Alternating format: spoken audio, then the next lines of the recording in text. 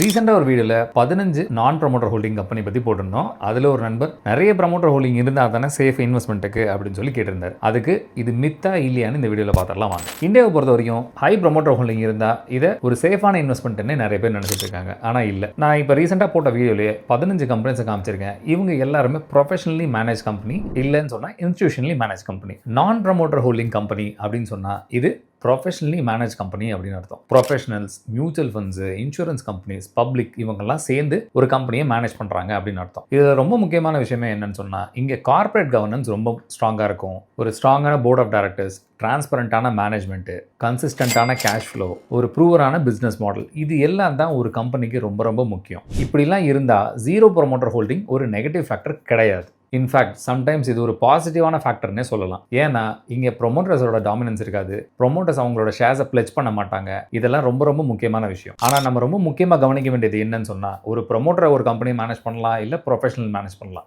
நம்ம இன்வெஸ்ட் பண்ணுறதுக்கு முன்னாடி முக்கியமாக பார்க்க வேண்டியது அவங்களோட ஃபினான்ஷியல் பெர்ஃபார்மன்ஸ், அவங்களோட ஃபண்டமெண்டல்ஸ், அவங்களோட கவர்னன்ஸ். இதெல்லாம் நல்லா இருந்தாலே போதும், ஒரு கம்பெனியில் நம்ம இன்வெஸ்ட் பண்ணலாம். ப்ரொஃபஷனலி மேனேஜாக இருந்தாலும் சரி, இல்லை ப்ரொமோட்டர்ஸ் அதை ஹேண்டில் பண்ணாலும் சரி. ஸோ ஜீரோ ப்ரமோட்டர் ஹோல்டிங் அப்படின்னு சொன்னாலே இது அன்சேஃபா அப்படின்னு கேட்டால் கண்டிப்பாக கிடையாது. இது ப்ரொஃபஷனலி மேனேஜ், இன்ஸ்டிடியூஷனலி ஓன்ட். நம்ம ஃபோக்கஸ் பண்ண வேண்டியது பிஸ்னஸோட குவாலிட்டியில், ப்ரமோட்டரோட ஷேர் ஹோல்டிங் கவுண்ட்டில் இல்லை. ஸோ இது ஒரு மித்தா அப்படின்னு கேட்டால் கண்டிப்பாக இது ஒரு 80% மித்துன்னு தான் நான் சொல்லுவேன். டீட்டெயில்டான கண்டென்ட் பிடிச்சிருந்துச்சுன்னா கண்டிப்பாக ஒரு லைக்கை தட்ட மறந்துடாதீங்க.